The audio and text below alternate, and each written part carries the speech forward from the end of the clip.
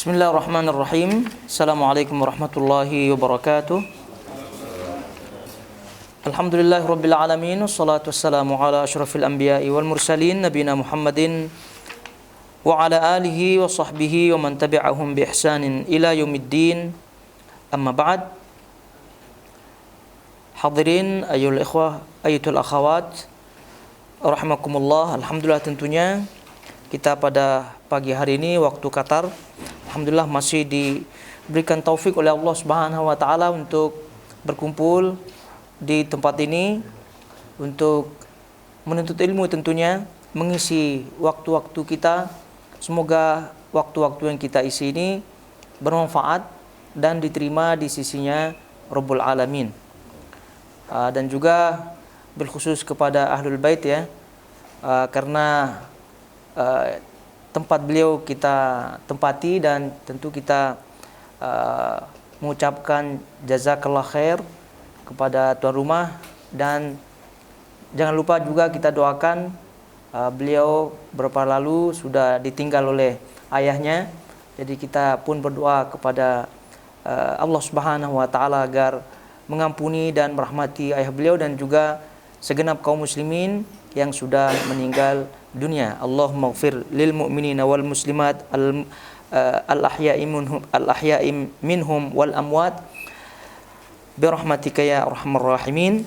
Dan selanjutnya kita akan melanjutkan langsung ya kitab yang kita akan kaji pada hari ini dan seterusnya insyaallah, dan semoga Allah memberikan taufik tentunya untuk melancarkan kajian kita ini, yaitu kitab Masail Al-Jahiliyah yang ditulis atau sebuah risalah yang ditulis oleh Syekh Muhammad Ibn Abdul Wahhab rahimahullahu ta'ala.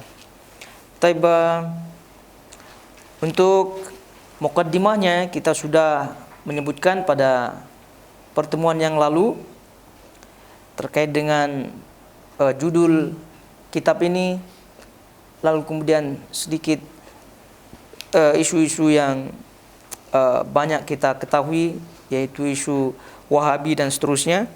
Lalu kemudian sekarang kita akan langsung membuka risalah yang beliau tulis, dan silahkan dibuka buku yang sudah dibagikan, dan ini sebagaimana kita ketahui bukunya sangat tipis sekali. Di situ disebutkan qala asy-syekh Muhammad Ibn Abdul Wahhab rahimahullahu taala. Syekh Muhammad bin Abdul Wahhab rahimahullahu taala berkata, hadhihi umurun khalafa fiha Rasulullah sallallahu alaihi wasallam ahlul jahiliyati al-kitabiyyin wal ummiyin mimma la ghina lil muslimi an ma'rifatiha. Silakan saja untuk ditulis harokatnya ya bagi yang ingin menulisnya. Jadi kita ulangi, hadhihi umurun khalafa fiha Rasulullah sallallahu alaihi wasallam ma alaihi ahlul jahiliyati al-kitabiyyin wal ummiyyin mimma la ghina lil muslimi an ma'rifatiha. Ini tentu muqaddimah dari penulis rahimahullahu taala, dan dalam sebagian nuskhah, dalam sebagian manuskrip daripada risalah ini beliau sebutkan di situ bismillahirrahmanirrahim di atasnya. Jadi sebelum menyebutkan hadhihi umurun khalafa fiha sampai akhirnya, beliau sebelumnya menyebutkan bismillahirrahmanirrahim.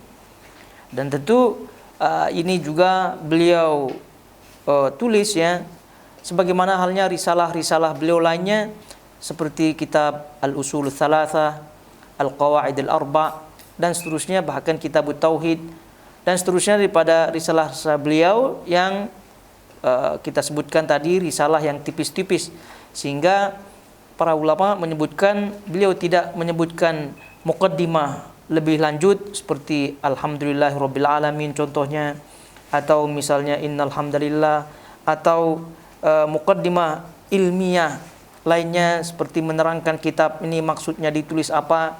Ya karena memang risalah ini adalah risalah yang tipis.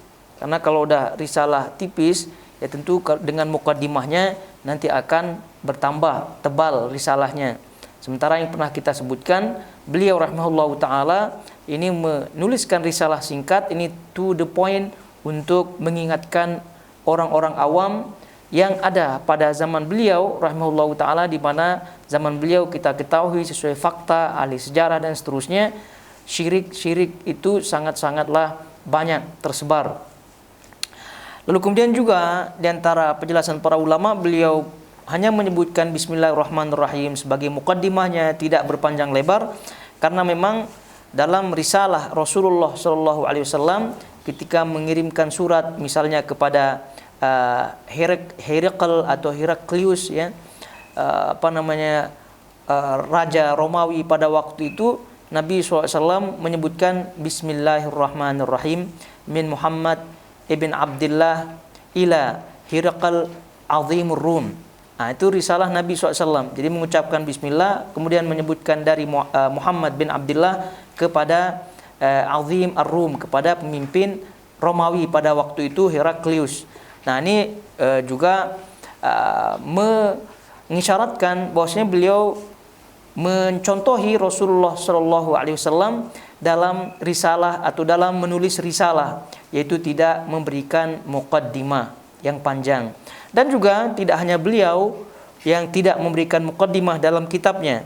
Kita ketahui bersama Sahih Bukhari, Imam Bukhari rahimahullahu taala juga tidak menyebutkan muqaddimah. Sahih Bukhari semua kita tahu, Imam Bukhari cukup menyebutkan di situ Bismillahirrahmanirrahim atau tidak menyebutkan muqaddimah. Nah, perlu juga diketahui ya sebagai maklumat saja bahwa ulama yang paling pertama sekali memberikan muqaddimah ilmiah di dalam kitabnya adalah Imam Muslim rahimahullahu taala. Jadi sebelum beliau tidak ada ulama yang menyebutkan muqaddimah dalam kitabnya dalam bentuk muqaddimah ilmiah. Jadi muqaddimah ilmiah itu maksudnya apa? Maksudnya perkenalan apa yang ada dalam isi kitabnya, maksud tujuan menulisnya, apa saja topik-topik isinya. Nah, itu dalam muqaddimah ilmiah. Jadi biasa kita melihat muqaddimah ilmiah ini dalam kitab-kitab, dalam buku-buku, tulisan-tulisan. Ini sekarang sudah tentu banyak. Dan bahkan kalau sekarang kalau buku tidak ada muqaddimahnya itu terkesan kurang. Jadi dari pendahuluannya itu kita mengetahui isi umum daripada kitab tersebut. Nah, juga ini di antara cara membaca kitab, ya. Jadi ini juga tips ya dalam membaca kitab. Jadi ada seseorang yang baru membeli buku misalnya, ya, seorang membeli buku lalu kemudian dia tidak bisalah dengan waktu yang ada, tidak cukup waktunya untuk membaca kitab tersebut dari awal sampai akhir, maka minimal ya apabila dia melihat buku atau mau membeli buku atau dia pergi ke perpustakaan, minimal dia satu melihat judulnya. Ya, dari judul kan adalah keinginan ya untuk melihat ini judulnya. Nah, lalu kemudian setelah judulnya dibaca muqaddimahnya. Nah, dengan muqaddimah tadi kita sebutkan akan mengetahui gambaran secara umum buku tersebut. Jadi paling tidak membaca judulnya. Ya tentu dengan judul tersebut ya jangan lupa lihat penulisnya. Jangan lupa lihat penulisnya, lihat buku judul bukunya, kemudian lihat penulisnya, kemudian baca pendahuluannya. Jadi lagi tadi kita sebutkan dengan membaca pendahuluan muqaddimah tersebut kita akan memiliki gambaran umum terhadap isi kitab tersebut. Lalu kemudian selanjutnya adalah melihat daftar isi. Nah, ini penting juga. Setelah membaca muqaddimah, apa tujuan, misalnya bagaimana dalam muqaddimah itu tadi kita sebutkan tujuan penulis, isi-isi buku. Kemudian terkadang penulis juga menyebutkan metodologi ya, metode penulisannya supaya kita tidak salah paham nanti. Kemudian mungkin juga ada istilah-istilah tertentu yang dia pakai yang tidak dipakai oleh orang-orang sebelumnya, yang tidak dipakai oleh orang-orang sebelumnya atau penulis-penulis yang lain.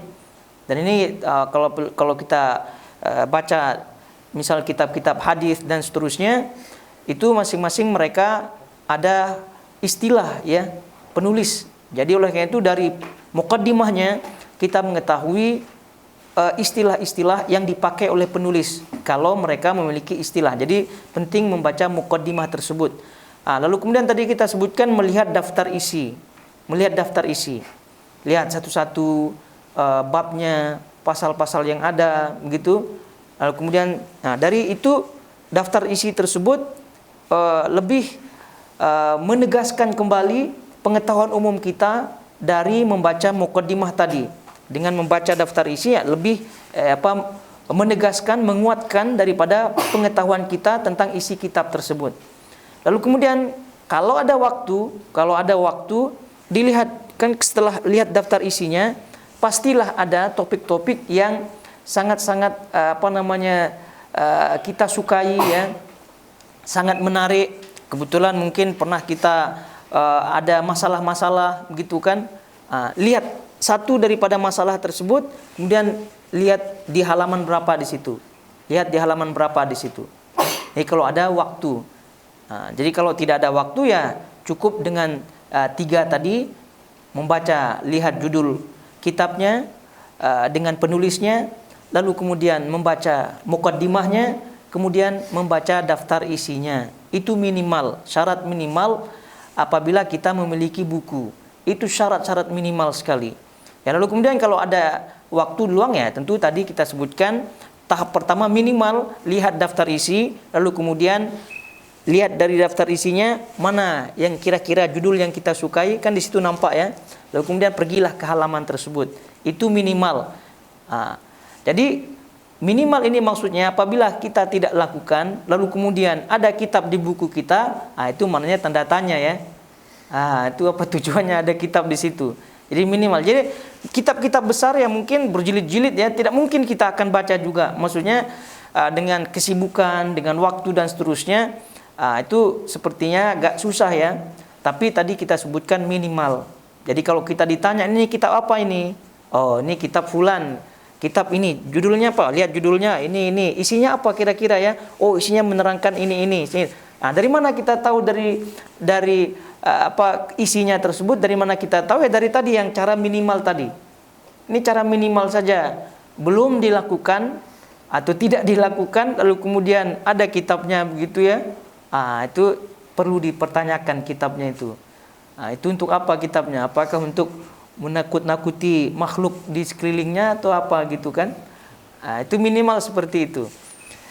Tapi ala kulli hal, ini faedah di luar saja. Lalu kemudian kita baca ya. Ini dilihat terjemahnya, nih terjemahnya sudah bagus ya. Jadi kata di sini hadhihi umurun khalafa fiha Rasulullah sallallahu alaihi wasallam ahlul jahiliyati alkitabiyyin wal ummiyin. Ini adalah perkara-perkara yang Rasulullah sallallahu alaihi wasallam menyelisihi apa yang biasa dilakukan oleh ahli jahiliyah dari kalangan ahlul kitab, Yahudi dan Nasrani, serta orang-orang ummiyin yang tidak memiliki kitab, yang seharusnya wajib bagi kaum muslimin mengetahuinya. Tapi kita lihat satu-satu kalimat-kalimatnya dulu ya. Kalimat-kalimatnya. Di sini hadhihi umurun, ini adalah perkara-perkara. Umurun jamak amrin. Jadi umurun ini adalah perkara dalam nuskhoh, dalam manuskrip lain disebutkan hadhihi masail. Jadi disebut di situ masail. Ya seperti judul kitabnya, walaupun yang pernah kita sebutkan beliau rahimahullahu taala tidak menulis secara langsung judul kitabnya. Oleh itu di sini disebut hadhihi umurun. Dalam manuskrip lain disebut hadhihi masailu. Hadhihi masailu, masail. Jadi umurun kalau yang di lain nuskhoh disebut masail. Kalau umurun ya perkara-perkara, ya semua perkara-perkara. Kemudian masail yang pernah kita terangkan, makna daripada masail adalah masalah-masalah yang memerlukan jawaban ilmiah, yang memerlukan jawaban-jawaban ilmiah. Itu masail. Jadi hadhihi umurun atau hadhihi masail. Jadi umurun ya tentu banyak ya perkara-perkara yang akan disebutkan di sini yang memerlukan keterangan lanjut, lebih lanjut. Jadi tidak hanya dipaparkan begitu saja masalah-masalah ini tanpa ada keterangan, tidak, namun akan diterangkan dengan ilmiah, ya tentu sesuai dengan ketebalan daripada buku ini.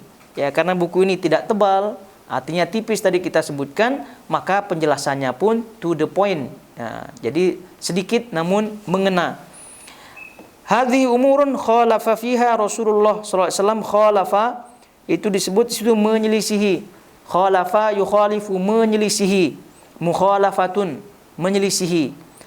Jadi menyelisihi di sini ya tentu yang dimaksud dengan menyelisihi adalah tidak sesuai, tidak sejalan. Tidak sejalan. Jadi suatu yang tidak sejalan maka disebut menyelisihi. Suatu yang beda ya tentu tidak bisa berjalan dengan bersama, tidak bisa bersatu. Misalnya minyak dengan air tidak bisa bersatu. Kemudian iman dengan kufur itu tidak bisa bersatu. Maka iman adalah lawan daripada kekufuran. Kekufuran merupakan penyelisihan daripada keimanan. Jadi pilihannya antara satu, ya. Pilihannya satu saja di antara dua pilihan atau beberapa pilihan yang disebut sebagai penyelisihan. Hadhihi umurun khalafa fiha Rasulullah sallallahu alaihi wasallam, yang Rasulullah sallallahu alaihi wasallam menyelisihi ma alaihi ahlul jahiliyah, apa yang biasa dilakukan oleh ahlul al-jahiliyah. Jadi ini adalah perkara-perkara atau masalah-masalah yang Rasulullah sallallahu alaihi wasallam menyelisihi ahlu al-jahiliyah. Ahlu al-jahiliyah. Kalau kita lihat posisi daripada i'rabnya itu khalafa ya tentu fiil ya. Kemudian fa'ilnya mana? Rasulullah fiilnya. Siapa yang menyelisihi di sini? Rasulullah.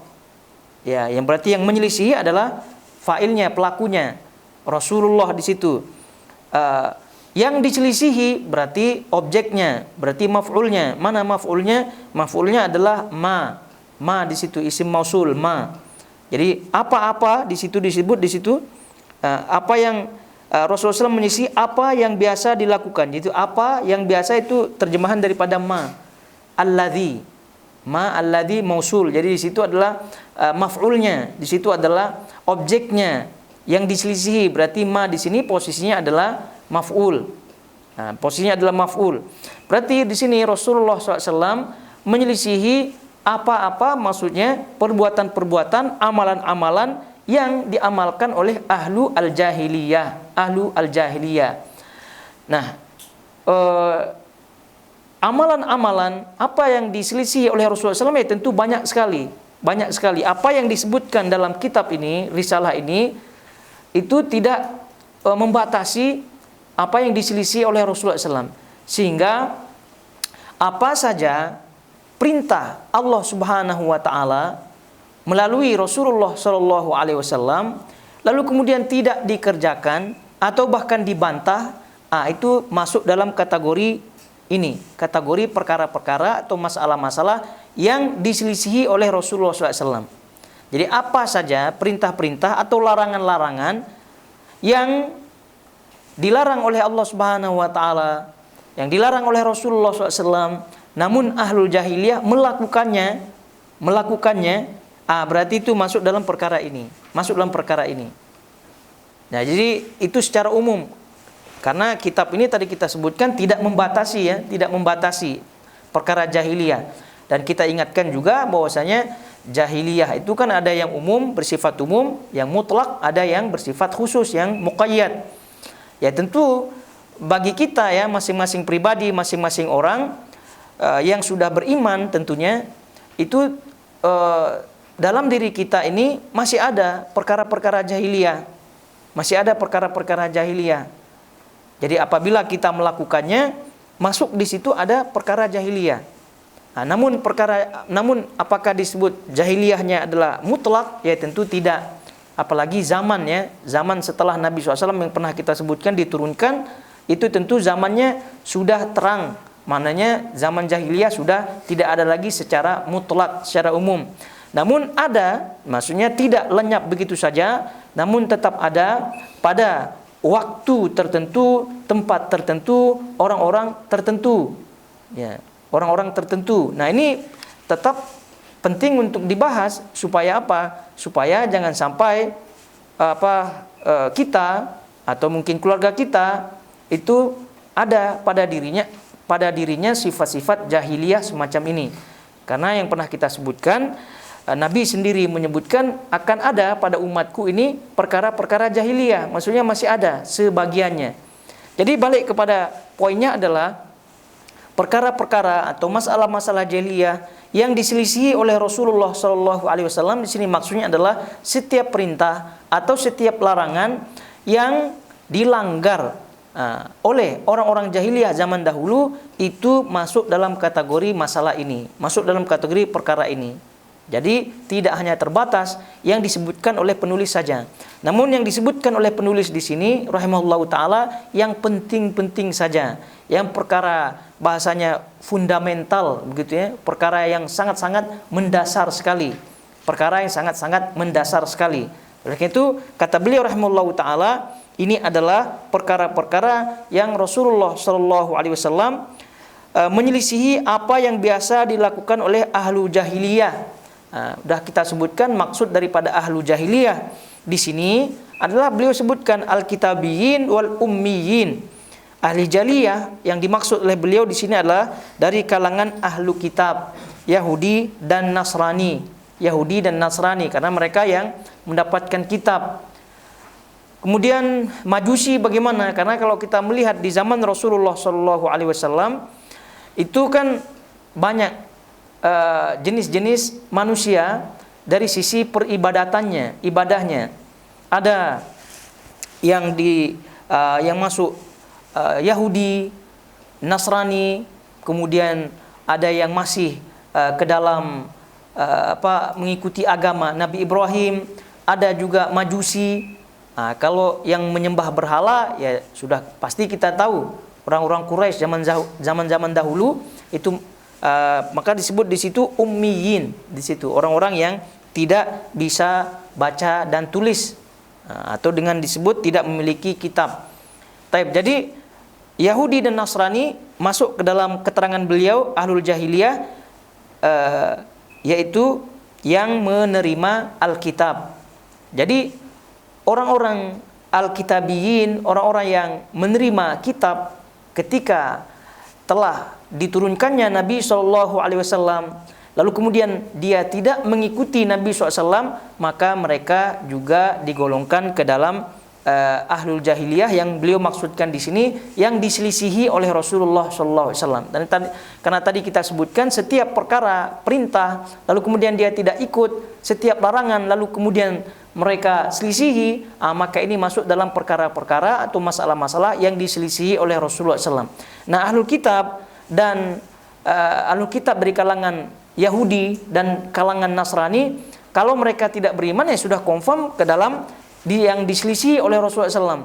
Karena sudah nyata-nyata Nabi SAW menyebutkan, kalaulah seandainya akhi Musa hayun, jadi kalaulah saudaraku Musa masih hidup, maka tidak ada pilihan lain kecuali dia mengikutiku, Ini maknanya tegas sekali.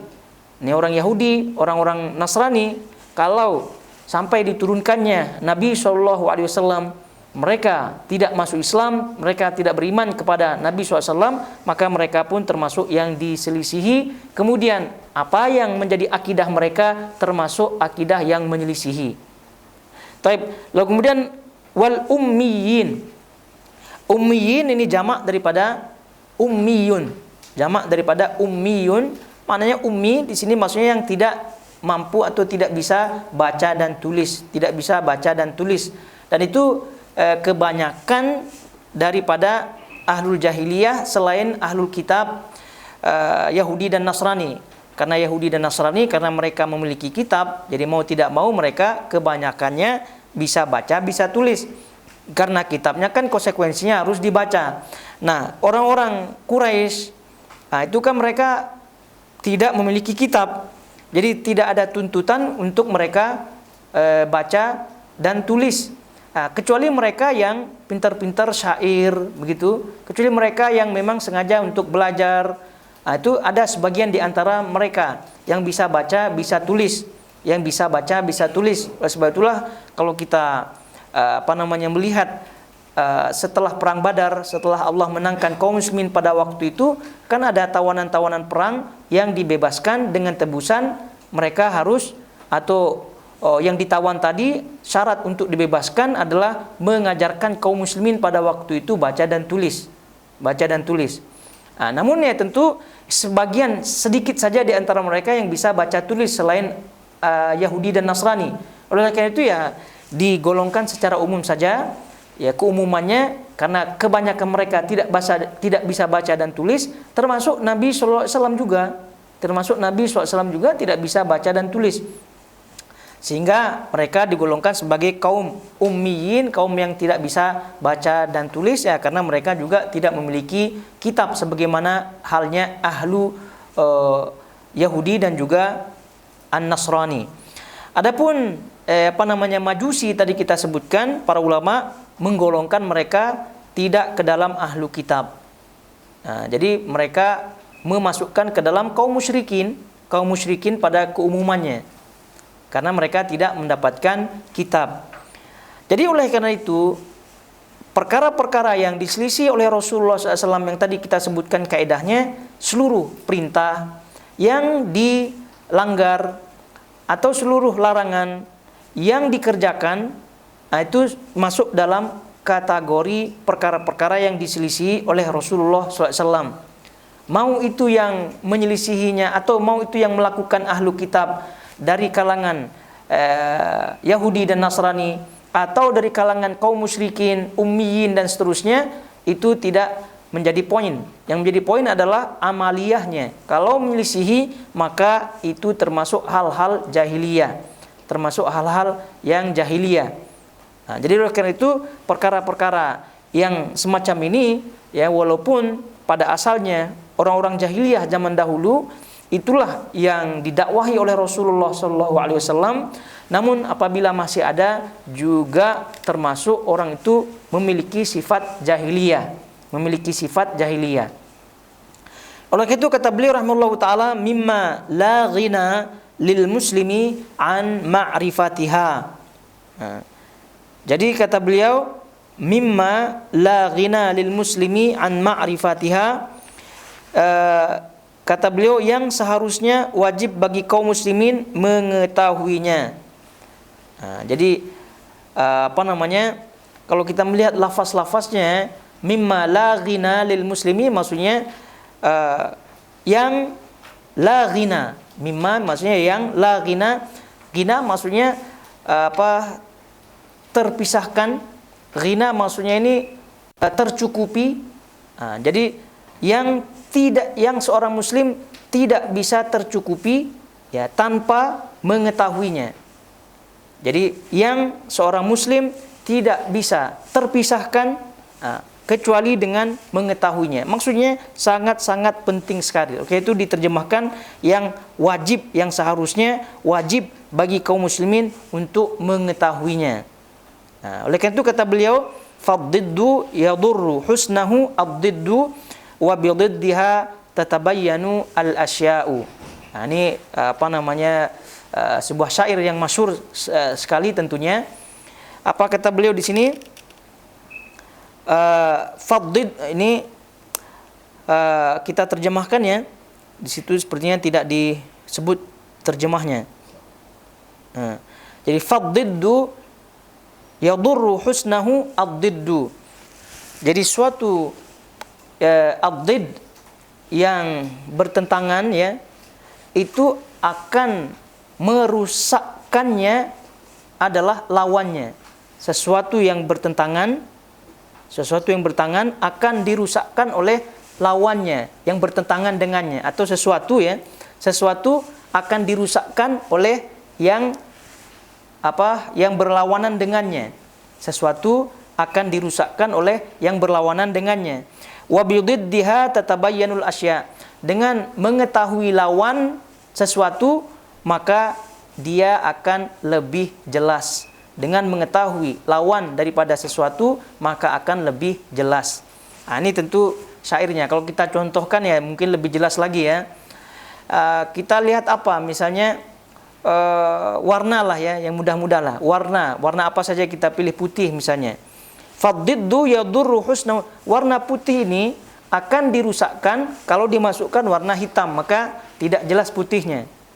Jadi sudah tidak jelas lagi, dia mungkin jadi warna apa begitu. Maka itu yang dimaksud tadi. Jadi sesuatu itu akan merusakkan, yang akan merusakkannya adalah lawannya.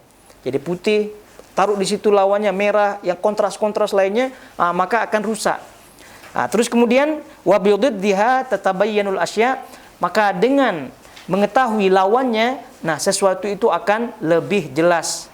Jadi dengan kita mengetahui warna hitam gitu kan, maka warna putih itu akan lebih jelas. Atau kebalikannya, dengan kita mengetahui warna putih, maka warna hitam itu akan lebih jelas. Dan kiaskan kepada yang lainnya. Maka balik kepada topik kita hari ini adalah terkait dengan perkara jahiliyah. Perkara jahiliyah. Maka perkara jahiliyah adalah lawannya. Perkara jahiliyah adalah lawan. Yang asalnya adalah perkara iman, perkara sunnah Nabi SAW, ajaran-ajaran yang disyariatkan Allah Subhanahu Wa Taala, itu akan rusak dengan lawannya. Lawannya apa? Lawannya adalah perkara-perkara jahiliyah. Lawannya. Jadi dengan adanya perkara-perkara jahiliyah, maka sunnah atau syariat ini akan rusak. Maka balik kepada syair yang kedua, dengan mengetahui perkara-perkara jahiliyah, maka perkara-perkara yang disyariatkan, masalah-masalah yang disyariatkan akan lebih jelas, Ya, kadang karena kita balik kepada warna tadi, kita hanya ketahui warna putih saja ya, tidak tahu warna-warna yang lain. Itu pun kita tidak akan lebih jelas. Kita tidak akan lebih mengetahui tentang hakikat daripada warna putih ini. Tapi dengan kita mengetahui warna-warna yang lain, maka tentu kita akan mengetahui hakikat daripada warna putih ini. Begitu juga dengan perkara syariat, perkara tauhid ya. Apabila kita mengetahui tauhid saja tanpa mengetahui kesyirikan dan seterusnya, ya keilmuannya tidak sedalam orang yang mengetahui perkara syirik. Sebab itu tadi disebutkan, dengan mengetahui lawan sesuatu maka dia akan lebih jelas. Mempelajari sunnah Nabi SAW misalnya, itu sangat-sangat baik sekali, sangat-sangat bagus sekali. Tapi ditambah dengan mengetahui hal-hal bid'ah, maka akan lebih jelas lagi sunnah yang kita pelajari. Begitu juga tadi kita sebutkan tauhid, mempelajari tauhid saja itu juga bagus ya. Tapi membahas tentang kesyirikan-kesyirikan yang ada, itu akan lebih mendalam lagi keilmuannya. Oleh karena itu kalau kita mengingat lagi ucapan daripada sahabat Nabi SAW, Hudzaifah ibnul Yaman, beliau menyebutkan kanan nas yas'aluna 'anil khair. Sahabat-sahabat yang lain, kata beliau, bertanya kepada Nabi SAW tentang hal-hal yang baik, kebaikan-kebaikan semuanya. Jadi sahabat-sahabat lain, kata Hudzaifah, mereka bertanya kepada Rasulullah SAW tentang hal-hal yang baik. Tapi aku wa kuntu as'alu 'anis syarri makhafata an aqa'u fihi. Tapi aku, kata beliau, bertanya tentang hal-hal yang buruk, suatu perkara-perkara, masalah-masalah yang buruk, karena aku takut jatuh ke dalamnya. Oleh karena itu banyak kita dengar pepatah atau kata-kata hikmah, araftu syarra la lisyarri walakin kata mereka, araftu syarra la lisyarri. Aku mengetahui keburukan, ya kejahatan, keburukan bukan untuk melakukannya, walakin litawaqqi'ihi, tapi untuk menjauhkan diriku daripadanya. Ini ucapan-ucapan seperti ini ya tentu benar adanya, karena sebagian orang karena tidak mengetahui keburukan-keburukan mereka jatuh ke dalamnya. Ya, namun mempelajari keburukan-keburukan saja ini juga sangat-sangat berbahaya ya, tanpa diiringi dengan ilmu asalnya. Oleh karena itu ilmu asalnya terlebih dahulu pelajari, lalu kemudian ya kalau ada waktu maka dipelajari lawannya. Jangan lawannya saja diperdalam, takutnya nanti malah dia akan tenggelam. Jadi oleh karena itu dua-duanya harus diberikan tempatnya, diberikan waktunya, diberikan fokus masing-masing. Jadi tidak hanya mempelajari misalnya syirik saja, lalu kemudian dia tidak mempelajari tauhid. Ini justru masalah. Atau misalnya orang-orang yang mempelajari Kristiani ya, mempelajari Kristiani, paham kitab-kitab Nasrani, kitab-kitab Yahudi, namun dia tidak paham Al-Quranul Karim. Ini masalah juga. Jadi oleh karena itu yang asalnya dulu kita fahami dengan benar, lalu kemudian kita mempelajari syubhat-syubhat atau yang lawan daripada yang asal tadi. Tapi kita lanjut ya. Kata beliau rahimahullahu taala, fa ahammu ma fiha wa ashadduha khataran adamu imanil qalbi bima jaa bihi ar-rasulu sallallahu alaihi wasallam. Fa in dhafa ila dhalika istihsanu ma alaihi ahlul jahiliyati tammat al-khasaratu kama qala ta'ala walladzina amanu bil batili wa kafaru billah ulaika humul khasirun. Fa ahammu ma fiha wa ashadduha khataran, perkara yang paling penting, ahammu yang paling penting, perkara yang paling penting, fa ahammu ma fiha, jadi yang paling penting. Jadi kalau kita lihat lafaznya di situ ya, ahammu, fa di situ, maka ahammu yang paling penting.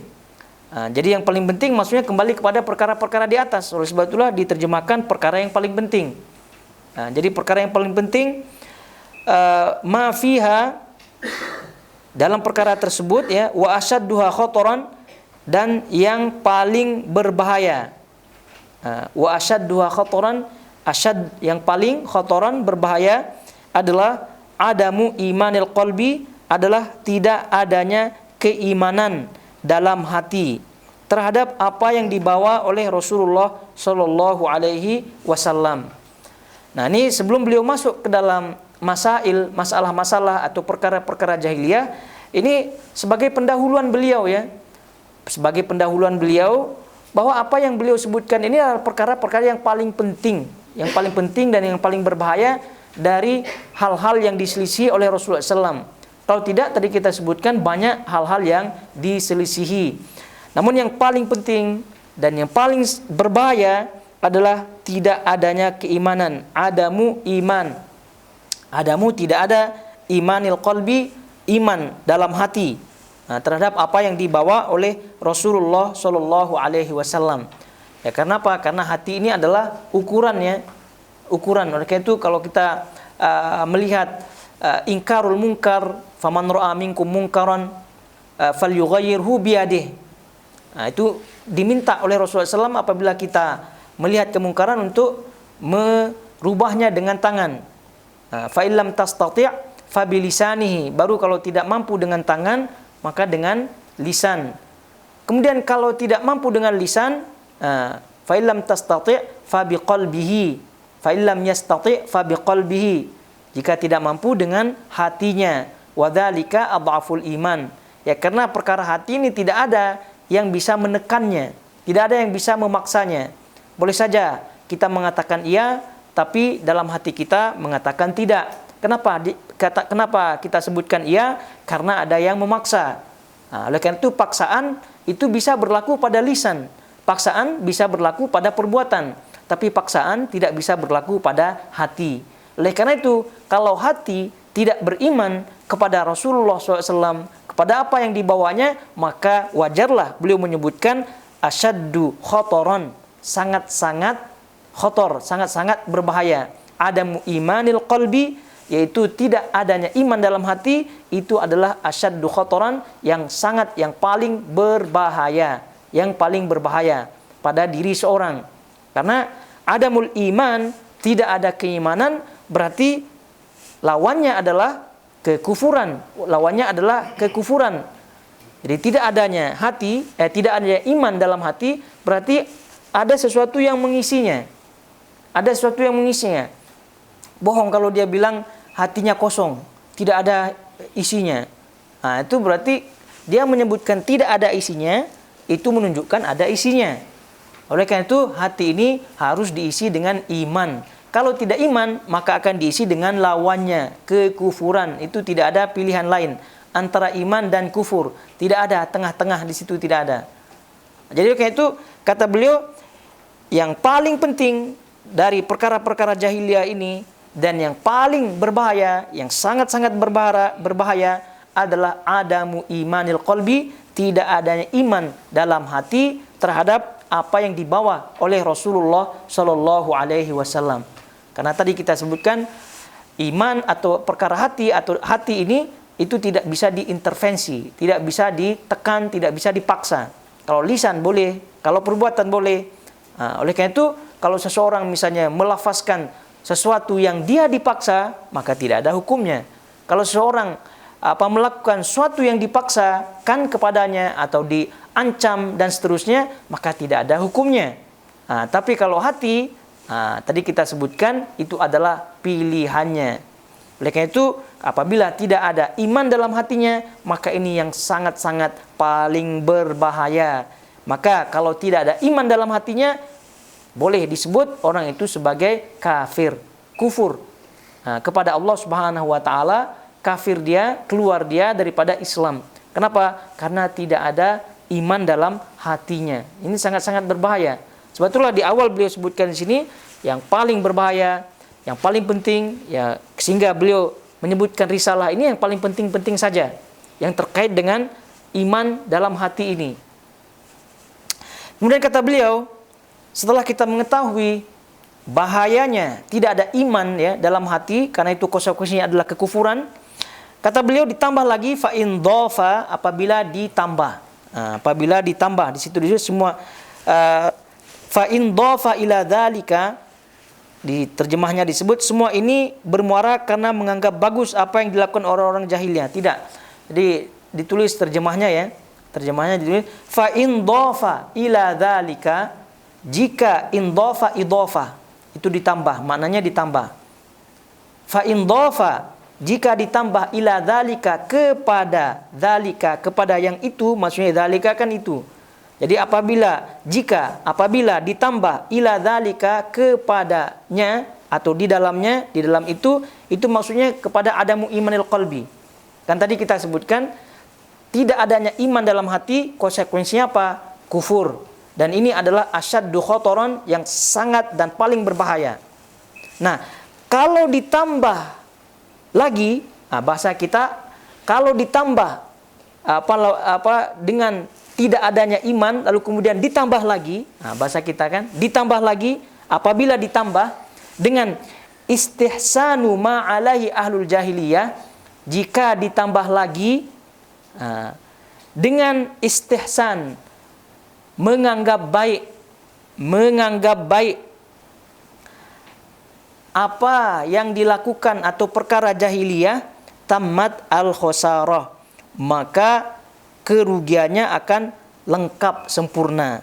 Jadi sedikit saja diedit terjemahnya ya. Kalau di situ disebut semua ini bermuara disebabkan ya karena menganggap bagus. Jadi itu saja diedit. Semua ini bermuara itu diedit, ditambah lagi dengan terjemah tadi fa in dhafa, jika hal itu ditambah, maksudnya kemana? Balik itu kepada adamul iman, kepada tanpa adanya iman. Jika ditambah dengan hal itu, maksudnya jika tidak adanya iman dalam hati, lalu kemudian ditambah dengan menganggap bagus, menganggap bagus apa yang dilakukan oleh orang-orang jahiliyah, maka tamat al-khusarah, maka kerugian akan lengkap. Kerugian akan lengkap. Nah, ini maksudnya apa? Maksudnya dia sudah jatuh tertimpa tangga, itu bahasanya. Sudahlah jatuh, maksudnya tidak ada tidak ada iman dalam hati, maknanya dia telah kufur. Lalu kemudian ditimpa tangga, maksudnya apabila dia menganggap baik perkara jahiliyah. Menganggap baik perkara jahiliyah, maknanya kerugiannya sudah sempurna, rugi di atas rugi. Karena ada sebagian orang yang tidak beriman kepada Rasul, namun dia tidak suka perkara jahiliyah.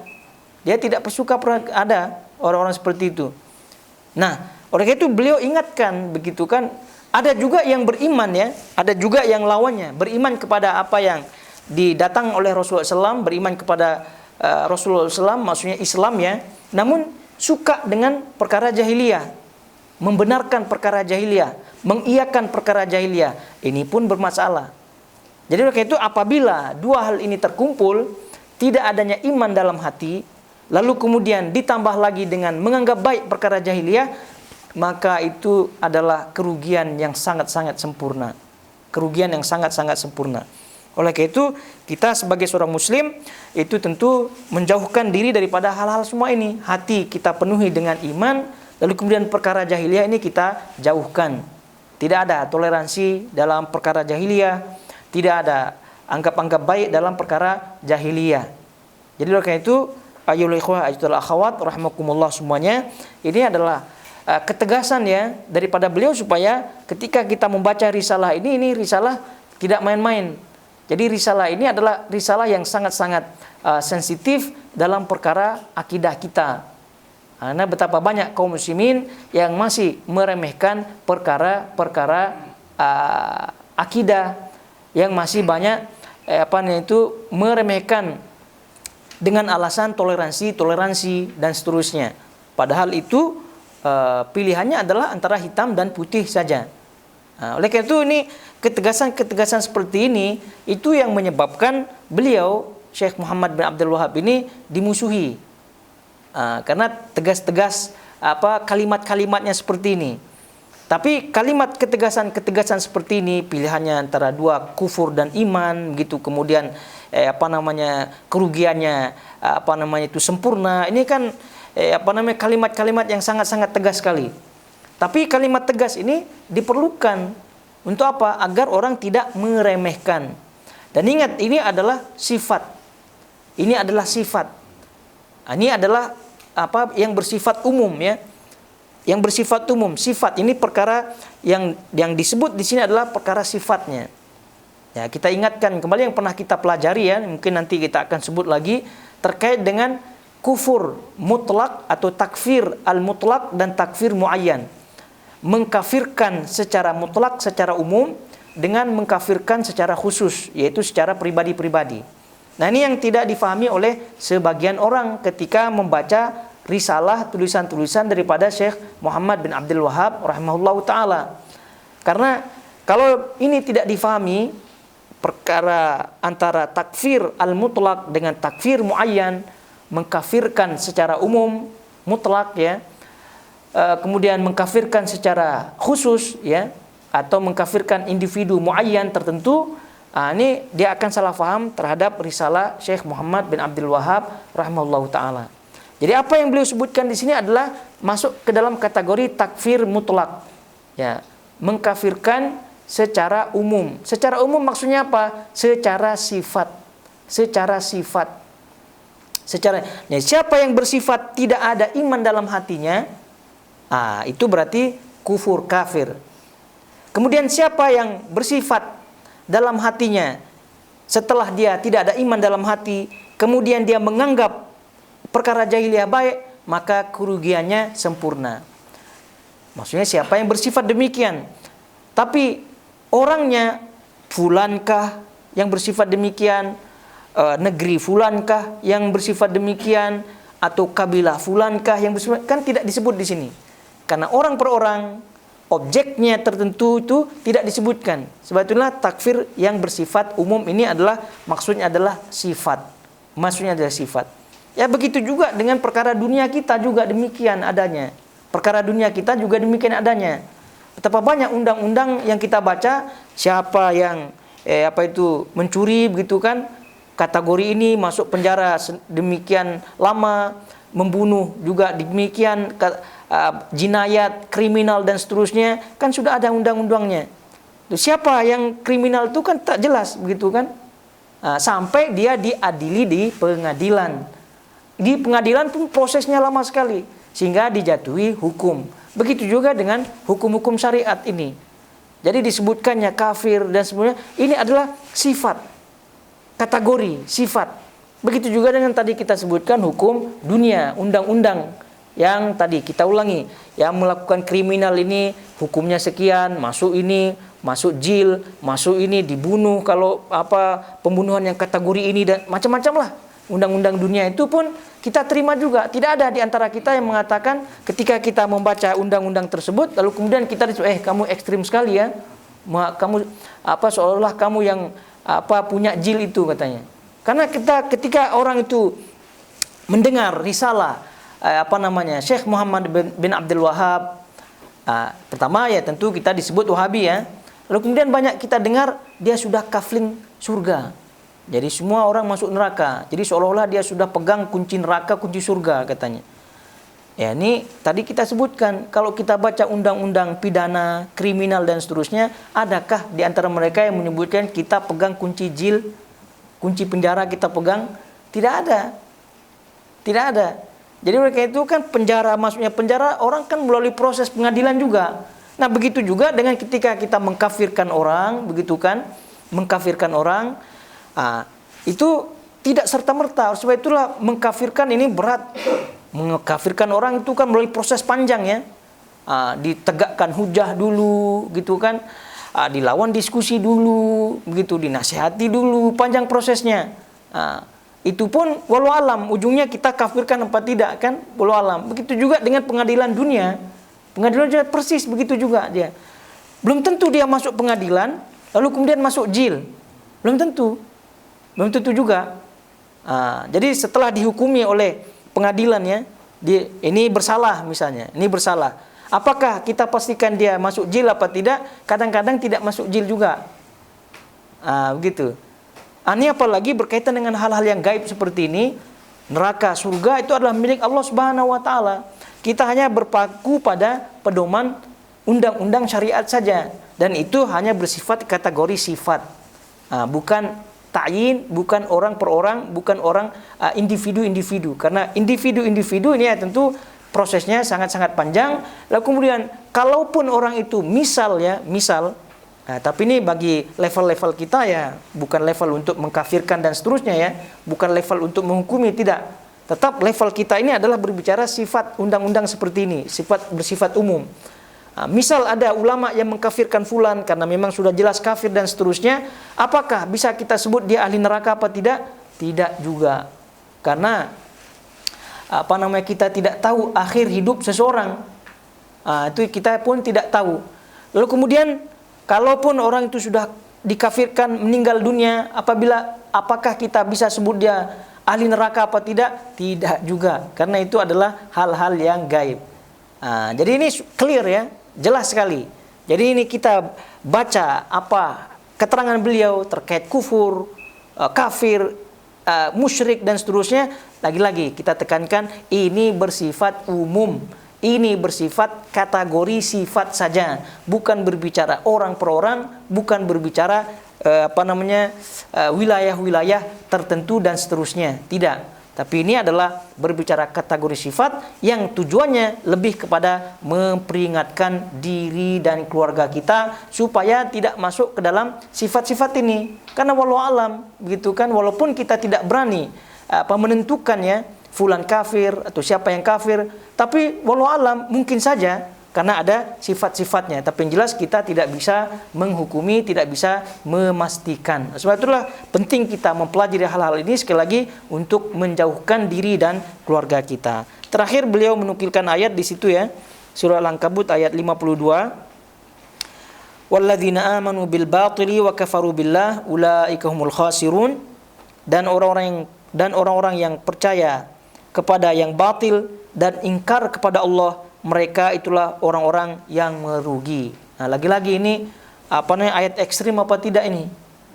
Itu kan.